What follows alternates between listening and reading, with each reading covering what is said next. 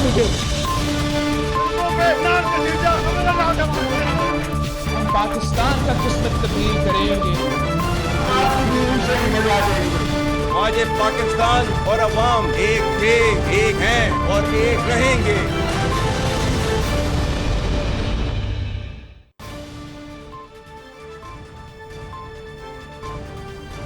जी अस्सलाम वालेकुम। प्रोग्राम में आज बात करेंगे supreme court practice and procedure act के हवाले से जो एक तारीखी फैसला आया है, जिसमें इस एक्ट को 10/5 से नाफिजुल अमल करवा दिया गया है और इस एक्ट को कानूनी करार दिया गया है। अब इस जो सुप्रीम कोर्ट का फैसला है, इसके 3 हिस्से हैं और बड़ा इंटरेस्टिंग है। सबसे पहले तो ये एक्ट कानूनी करार दे दिया है सुप्रीम कोर्ट ने 10/5, जैसे मैंने पहले भी गुजारिश की।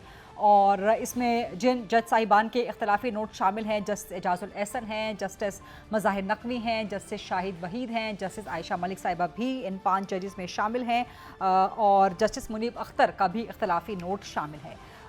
दूसरा पार्ट जो इस जजमेंट का है, जो कि नज़रसानी के बजाय अपील का हक देता है, वो 9/6 से आया है।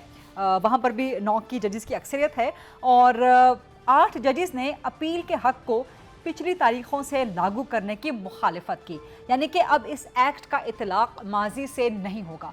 माजी में जो फैसले सुनाए जा चुके हैं वहाँ पर अपील का हक नहीं दिया जा सकता और यही एक इम्पॉर्टेंट पॉइंट है जिसको समझना बहुत ज़रूरी है। और इस पर सियासी सवालात भी होना शुरू हो गए हैं कि क्या इसका मतलब ये है, इसका मकसद ये है कि नवाज शरीफ के जो केसेस हैं उन पर उन्हें अपील का हक नहीं मिलेगा। ये बड़ा इंटरेस्टिंग, बड़ा बारीक कानूनी नुक्ता है, तो इस पर ज़ाहिर है प्रोग्राम में बात करेंगे। और क्या अब नवाज शरीफ वापस आएंगे, क्योंकि मुस्लिम लीग नून के सियासी मुखालिफिन के मुताबिक इस पूरे supreme court practice and procedure act का मतलब नवाज शरीफ की वापसी की राह को हमवार करना था। सो अगर इस 8/7 के फैसले से माजी के केसेस में अपील का हक नहीं मिल सकता, तो फिर नवाज शरीफ के केसेस पर अपील का हक कहाँ पर जाएगा? उनके पास अब क्या कानूनी गुंजाइश बच गई है कि वो ज़मानत हासिल कर सकें या अपनी नाअहली के खात्मे के हवाले से एक कानूनी ठप्पा लगवाने के लिए कौन सी अदालत से रुजू करें? उनके पास एक कानूनी रिलीफ क्या हो पाएगा?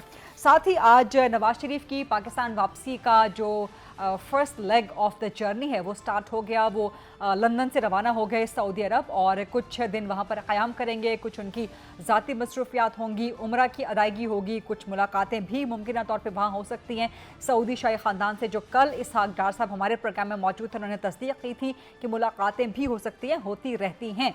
सो अब जबकि नवाज शरीफ ट्रांजिशन में हैं, ट्रांजिट पीरियड में हैं लंदन से पाकिस्तान पहुँचने के लिए और दरमियान में ये फैसला आ गया है, तो इम्पैक्ट क्या है?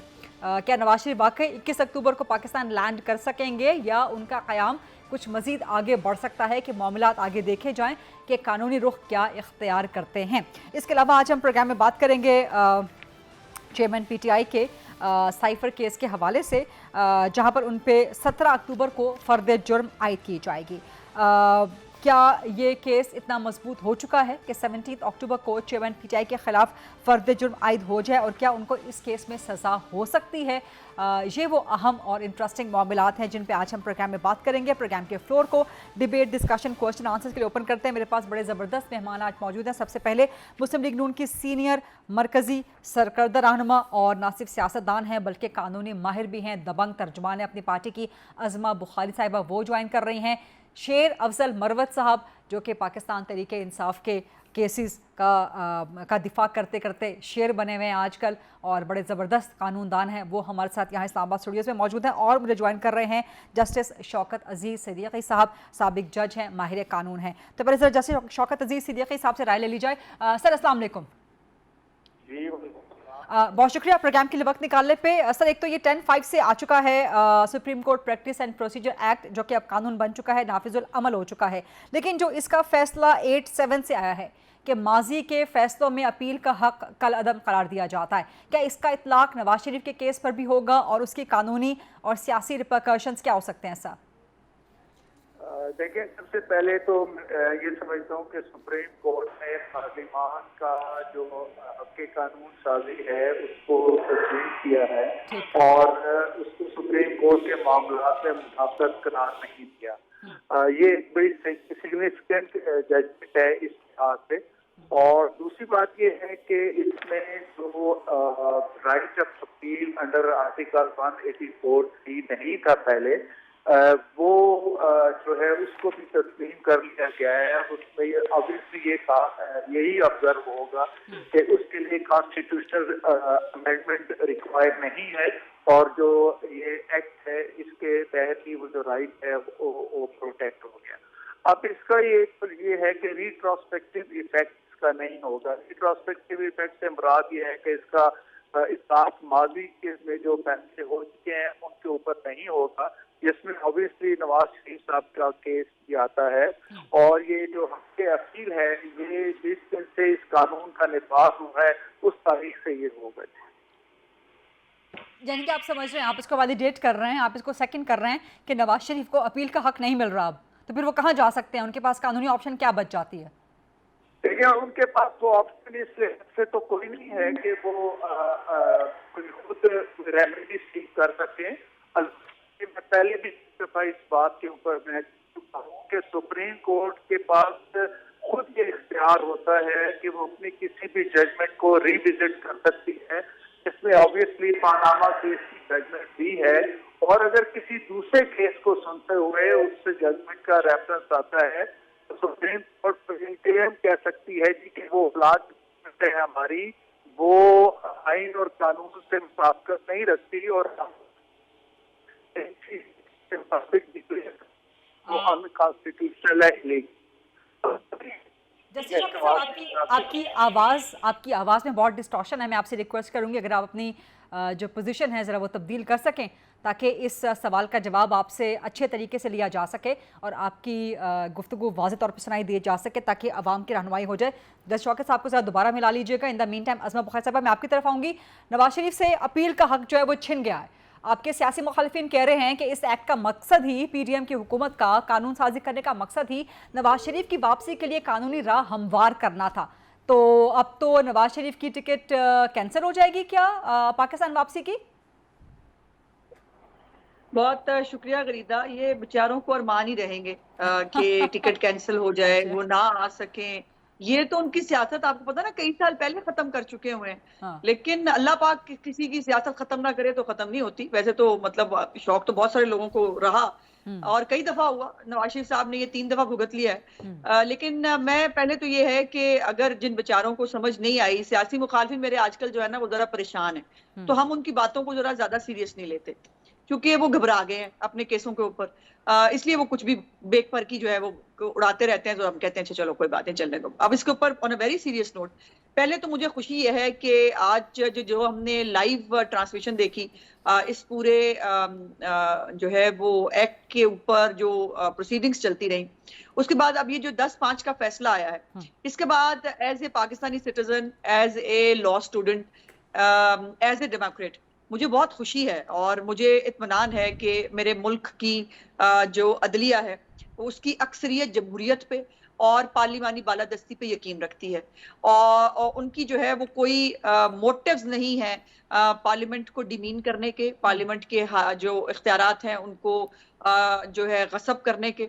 तो लेकिन यह है कि साथ साथ ये भी अफसोस है कि कुछ लोग नहीं बदले और अभी भी आमरीत की कुछ चंद जो है वो चलती फिरती मिसालें जो है मौजूद हैं जिनके मुताबिक पार्लियामेंट को जो है वो कानून बनाने का इख्तियार नहीं होना चाहिए। और एक वन मैन शो जो है, मैं नहीं कह रही, खुद जजिज ने कहा जो पिछली बंदियाल कोर्ट में हो रहा था कि वन मैन शो जो चल रहा था उसको वैसे ही चलते रहना चाहिए। तो ये तो एक बात है। अगर आपका इशारा इख्तिलाफी नोटों की तरफ है, इख्तिलाफी नोट्स की तरफ आपका इशारा है, तो वो तो जजिस का हक है।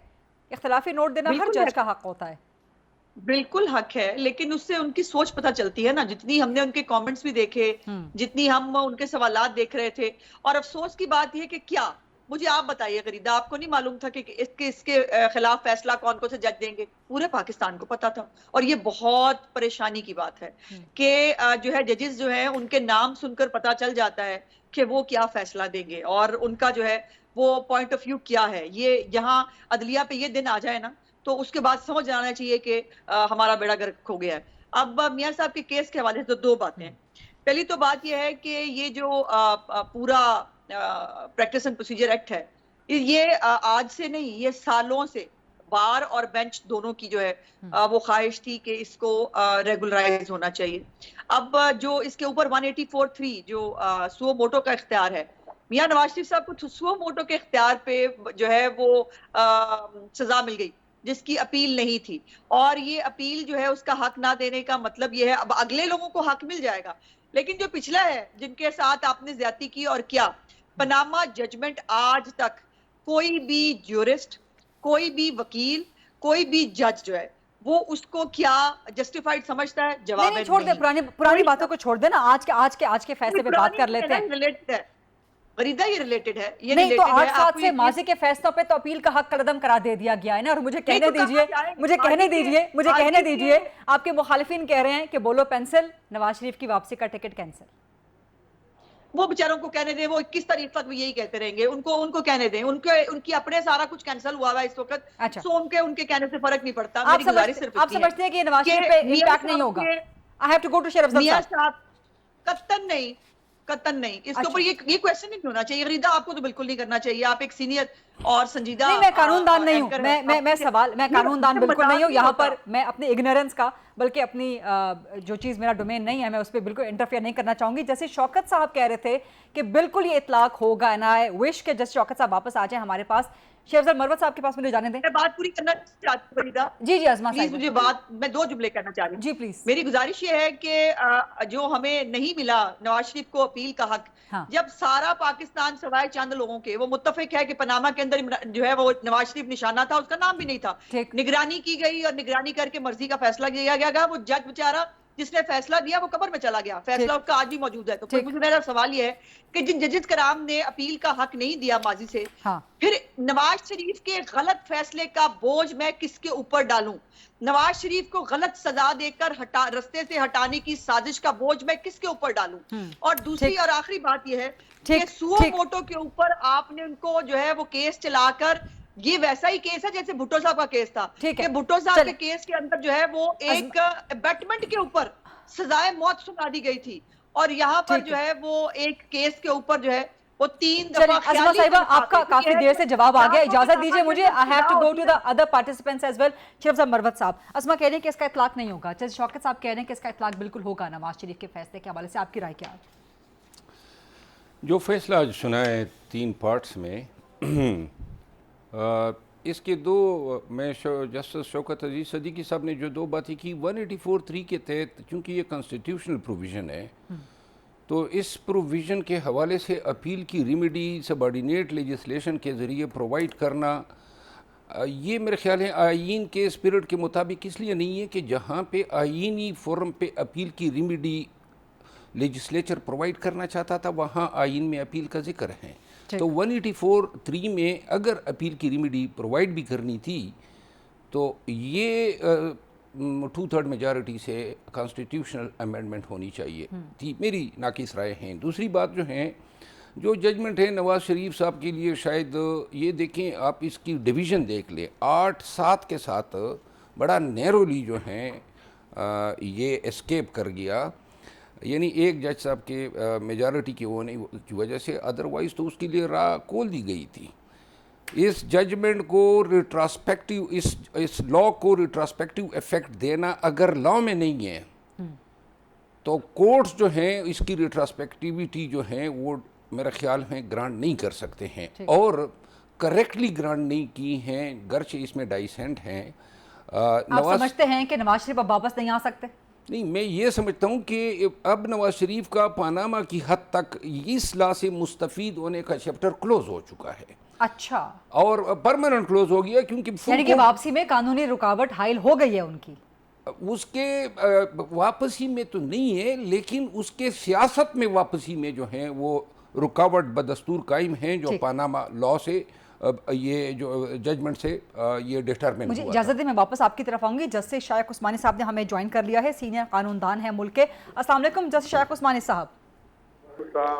सर बहुत शुक्रिया प्रोग्राम के लिए वक्त निकालने पे। आपकी कानूनी राय दरकार है, रहनुमाई दरकार है। एक तो जो प्रैक्टिस एंड प्रोसीजर एक्ट का फैसला आया है, खासतौर पे इसका जो एक हिस्सा 8-7 की अक्सरियत से आया है कि माजी के फैसलों पे अपील का हक कल अदम, नवाज शरीफ पे इसका इम्पैक्ट होगा। नवाज शरीफ को अब अपील का हक कतई नहीं मिल सकता, या कहीं कानूनी गुंजाइश अभी भी मौजूद है उनके पास? देखिए, इस फैसले को मैंने पढ़ा नहीं अभी तक, मुझे तो मालूम है कि जो फैसला की इम्प्लिकेशंस क्या है, लेकिन बात सूरत जैसा कि आप कह रही हैं कि ये जो नवाज शरीफ का केस है या जहांगीर तरीन का केस है उस पर इसका इफेक्ट नहीं होगा। मेरे ख्याल में अगर ये ऐसा है भी तो यकीनन ये लोग जो हैं ये रिव्यू पिटिशन फाइल करेंगे और कहेंगे उनके साथ नाइंसाफी हो रही है, उनको क्यों एक्सक्यूट किया गया है। अगर दूसरों को एडवांटेज मिल सकता है तो उनको भी मिलना चाहिए। तो ये एक नाइंसाफी है जो आइन के खिलाफ है, आर्टिकल 25 के खिलाफ। तो इस वजह से मेरे ख्याल में इस पे और डिबेट होगी और आइंदा लगता ऐसे ही है कि उनको भी इसका हक मिल जाए। लेकिन पहले रिव्यू में जाना पड़ेगा इस फैसले के इस हिस्से के खिलाफ जो 8/7 से आया है। जी, रिव्यू में जाना पड़ेगा उनको अगर ये फैसला ऐसा हुआ है। अब ये तो मैं फैसला देख के बता सकता हूँ, लेकिन on the face of it जिससे आप कह रही हैं तो उनको रिव्यू में जाना पड़ेगा और रिव्यू में यकीनन उनके हक के साथ हो जाएगा। ठीक है, और जब तक वो रिव्यू की पिटीशन दायर करेंगे इस 8/7 के फैसले के हिस्से के हवाले से, तब तक क्या वो पाकिस्तान वापस आ सकते हैं और पाकिस्तान वापस आने से पहले उनको ज़मानत मिल सकती है, या अब उनको ज़मानत मिलने का चांस ख़त्म हो गया जब तक इस फैसले के हिस्से का रिव्यू फाइल ना हो जाए या उसका नतीजा सामने ना आ जाए, या ज़मानत मिल सकती है इन द मीन टाइम? इसका ज़मानत से कोई ताल्लुक नहीं है। क्योंकि यहाँ पे तो नवाज शरीफ साहब जो हैं उनसे ये कहा गया है क्योंकि वो आइन के बरखिलाफ उन्होंने जो काम किए हैं उसकी वजह से उनको नाअहल कर दिया गया है, ये इशू है। तो अगर वो आ जाते हैं तो ठीक है, वो तो नाअहल हैं ही। अब सिर्फ उनको ये करना है कि अपने आप को अहल बनाना है। अहल बनाने के लिए उनको पिटीशन फाइल करनी पड़ेगी और पिटीशन फाइल करने के बाद जो फैसला होगा उस पर देखा जाएगा। नून लीग कहती है कि उनकी नाअहली तो ऑटोमेटिकली खत्म हो गई है, लेकिन असल मामला उनकी जमानत का है। तो जमानत मिल सकती है उनको जब तक वो रिव्यू फाइल करें, जब तक रिव्यू का फैसला आए आज सुप्रीम कोर्ट के फैसले के खिलाफ, उस वक्त तक जमानत। ये देखिए, जहाँ तक कि जमानत का ताल्लुक है, ये एक तो डिस्क्रेशनरी चीज होती है और मेरे ख्याल में इन सर्कमस्टेंसेस जिस तरह के जा रहे हैं और जिस तरह से फैसला हुआ है और स्प्लिट डिसीजंस हैं, तो यकीनन मेरे ख्याल में इम्कानात हैं कि उनको जमानत प्रोटेक्टिव बेल मिल जाएगी।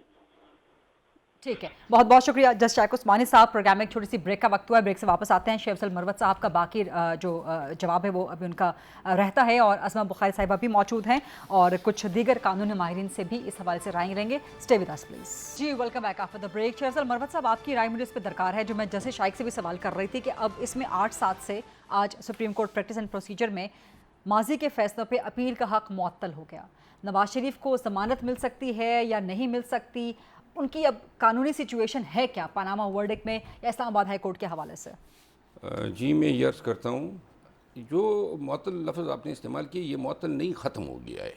साबिका जो फ़ैसले हैं ओरिजिनल जुरिस्डिक्शन में या सुमोटो जुरिस्डिक्शन में, उसमें किसी को ये अब राइट ऑफ अपील नहीं दी जाएगी। ठीक, ये आने वाले वक्त तो पनामा वर्डिक्ट में अब अपील का हक नहीं मिल सकता? नहीं, क्योंकि वो माजी का हिस्सा है। नवाज शरीफ नहीं मिल सकता ना, नहीं मिल सकता। ऑप्शन क्या है? रिव्यू में जा सकते हैं अब इसके फैसले के खिलाफ, आज के फैसले के खिलाफ? आज के फैसले के खिलाफ वाहिद रेमेडी यही है कि ये 8/7 के फैसले में रिव्यू में जाए और ये आर्टिकल 25 इन्वोक कर सकते हैं, कोई भी रीजन। लेकिन अभी भी क्या नवाज शरीफ कानूनी तौर पर पाकिस्तान वापस आ सकते हैं? वापस आना एक अलग इशू है, वो तो कानूनी तौर पर आ सकता है, कोई कदगन नहीं है। सिवाय इसके स्टेटस क्या होगा फिर वापस आते हैं तो? कानूनी स्टेटस क्या होगा? कानूनी स्टेटस ये है कि अल अजीजिया और एवन फील्ड केसेस में ये कन्विक्ट है। ठीक, और ये इसका बेल का स्टेज जो है वो भी ख़त्म हो चुका है। ये कन्विक्शन के बाद बेल नहीं रहती है, सज़ा मुअत्तल हो सकती है 426 CRPC के तहत। अब नवाज शरीफ साहब अगर वापस आते हैं तो सबसे पहले जो रिक्वायरमेंट है कि वो इस सज़ाओं को मुअत्तल करवाएं। मुअत्तल तो उस वक़्त हो गए थे जब 4 हफ्ते के लिए इनको जाने दिया गया और वो 4 साल बन गए। वो 4 साल, तो लिहाजा उस मुअत्तली के हुक्म को या उस रिलीफ को इन्होंने अब्यूज़ किया है। सुप्रीम कोर्ट के आज के फैसले का इस्लामाबाद हाई कोर्ट पे इतलाक नहीं होगा? नहीं, वो एक अलहदा, क्योंकि एवन फील्ड अल अजीजिया पनामा के उसका ही हिस्सा थे जो भेजे गए थे फिर नीचे के आप इनको डील करें, इनको देखें। वो हैं प्रोसीजर के साथ ताल्लुक़ रखते हैं, सुप्रीम कोर्ट के रूल्स के साथ इनका ताल्लुक है जो आज फैसला हुआ है। ठीक है, इसकी कोई इम्पैक्ट किसी हाई कोर्ट के पेंडिंग केसेस पे नहीं पड़ेगी। ठीक, मैं ये अर्ज तो वहाँ से इस्लामाबाद हाई कोर्ट से सज़ा मुअत्तल होने के कानूनी इम्कानात हैं? मैं तो ज़ाती तौर पे कानूनी कोई इम्कान नहीं देख रहा हूँ। अच्छा, अगर कोई नया कानून बनाया जाता है अदालत के ज़रिए इनके लिए, या अभी तो कोई पार्लियामान ही नहीं है कि इसके लिए कोई रास्ता। अदालत कैसे कानून बना सकती है फिर? देखिए, आप कह रहे हैं रास्ता निकाला रास्ते तो पहले भी अदालतों ने निकाले हुए हैं ऐसे हालात में, और जो जिस धड़ल्ले से आप जस्टिस आमिर फारूक पे अदम एतमाद का इजहार कर रहे हैं या इल्ज़ाम लगा रहे हैं उनके ऊपर? नहीं, ये ज़रूरी तो नहीं है कि आमिर फारूक साहब इसको सुने। मैं तो चलिए, आप इस्लामाबाद हाई कोर्ट पे अदम एतमाद का इजहार कर रहे हैं। नहीं, मैं इमरान खान के अल्फाज दोहरा रहा हूँ कि जब मैं लास्ट टाइम उनसे मिला तो उन्होंने कहा कि ये जब आ रहे हैं नवाज शरीफ, तो अब इनके लिए नई कानून लिखा जाएगा।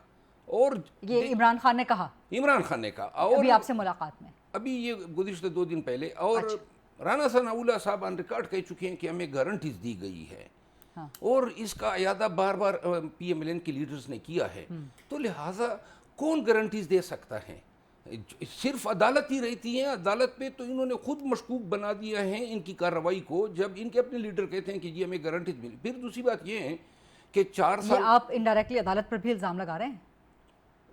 अदालत पे इल्ज़ाम तो नहीं है, आजकल तो मेरा ख्याल है कि हम बहुत मायूस है निज़ामी इंसाफ से, तो लिहाजा जिस अंदाज में इंसाफ हो रहा है, इल्ज़ाम आजकल बहुत छोटी चीज़ बनी। मैं ये ज़रा अज़मा बुखारी साहब की तरफ डिबेट ले जाऊँ। अज़मा साहिबा, सुन ली बात आपने शेख अफजल मरवत साहब की। वो कह रहे हैं कि जी कानूनी एतबार से रास्ता निकाला जाएगा, अदालत के थ्रू रास्ता निकाला जाएगा, इसीलिए आप लोग बड़ा कह रहे हैं कि जी हमें गारंटी मिल गई है।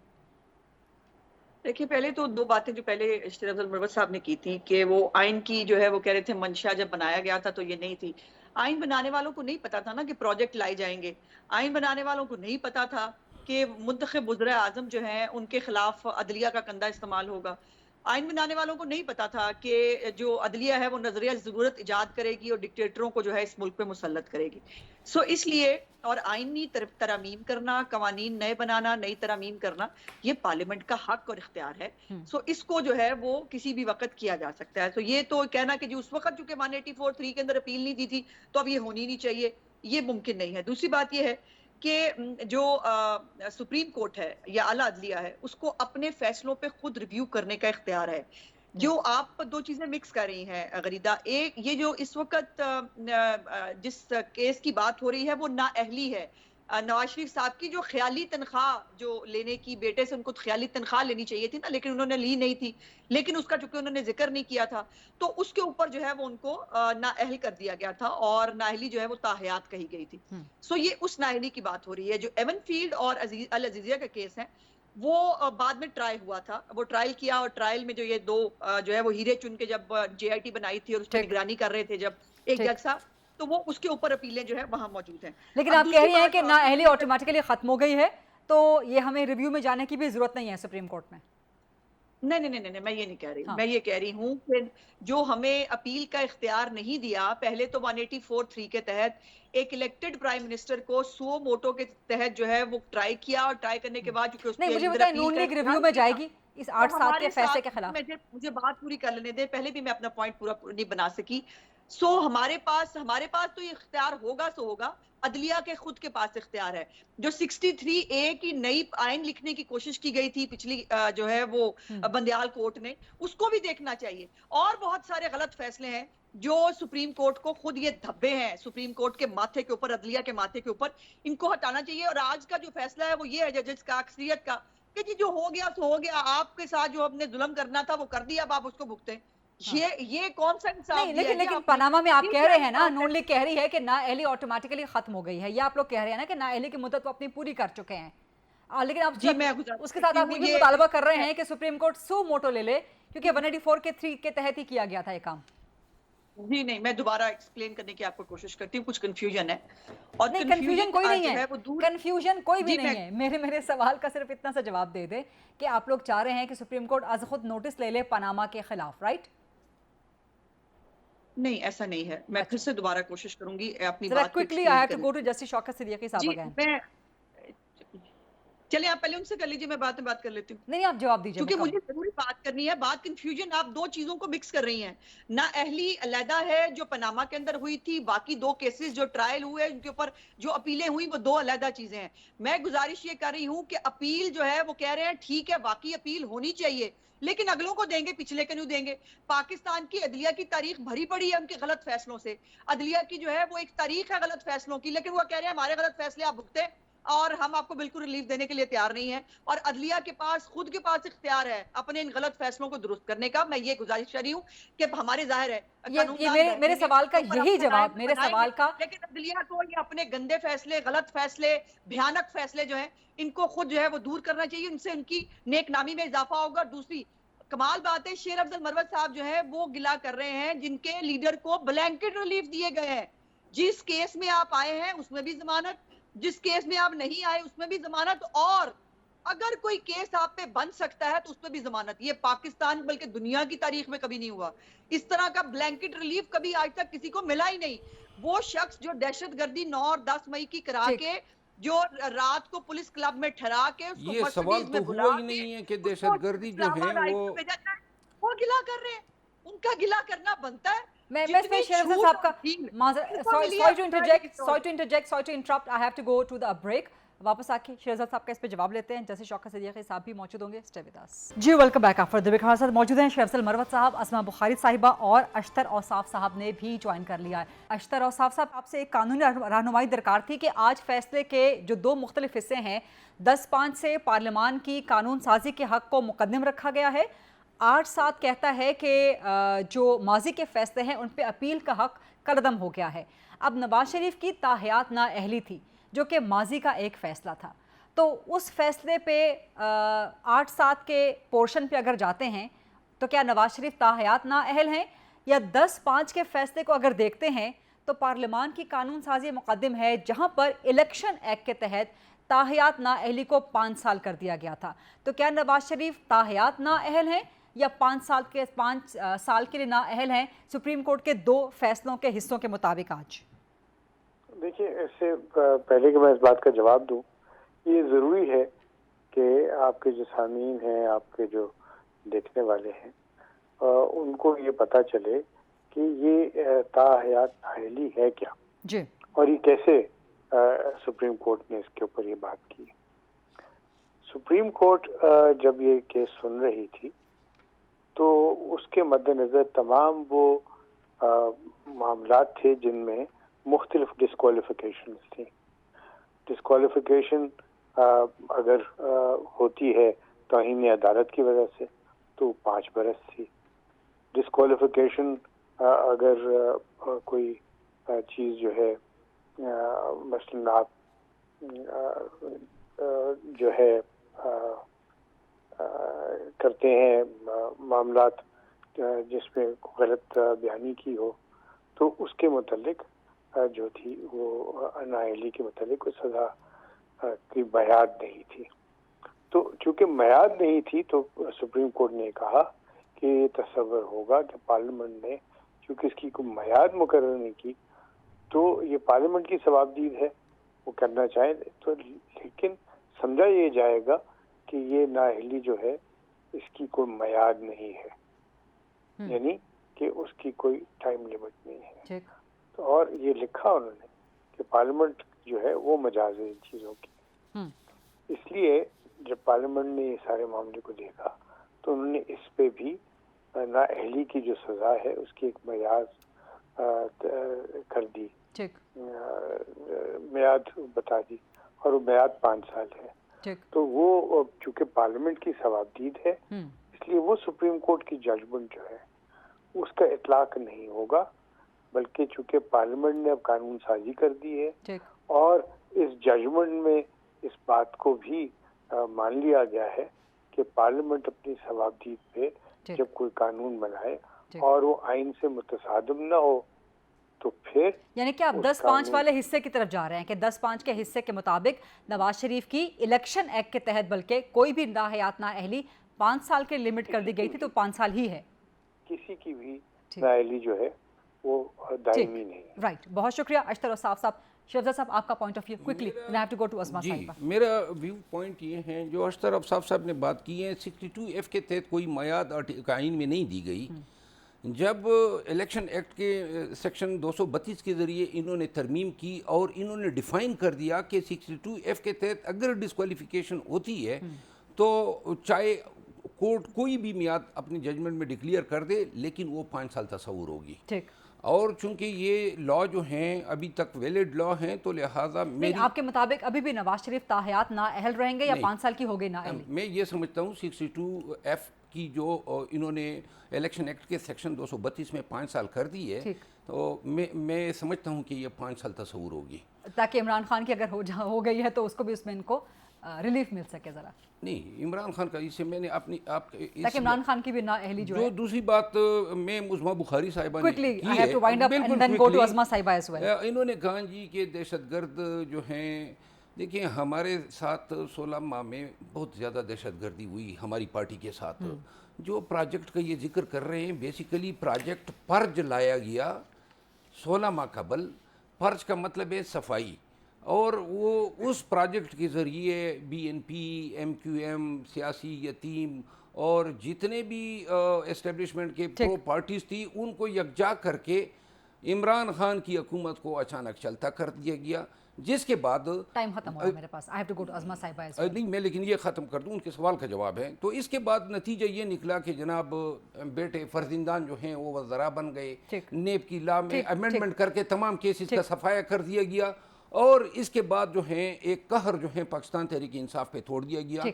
हमारे खिलाफ अभी तक दहशतगर्दी जारी है, और 7,500 वर्कर। टाइम खत्म हो चुका है, टाइम बिल्कुल खत्म हो चुका है। अज़मा साहिबा की तरफ मैंने जाना था, लेकिन अज़मा साहिबा बहुत मास्टर्स के साथ इंशाल्लाह अगले प्रोग्राम में आपको ये वाला टाइम भी अगले प्रोग्राम का टाइम दोनों मिला के दिया जाएगा। बहुत बहुत शुक्रिया असम बुखारी साहिबा, खीर अफजल मरवत साहब और अशतर साहब साहब और बाकी लोग जो प्रोग्राम में आज मौजूद थे। आज टुमारो इंशाल्लाह एट 8 o'clock ऑन GTV। अल्लाह हाफ़िज़।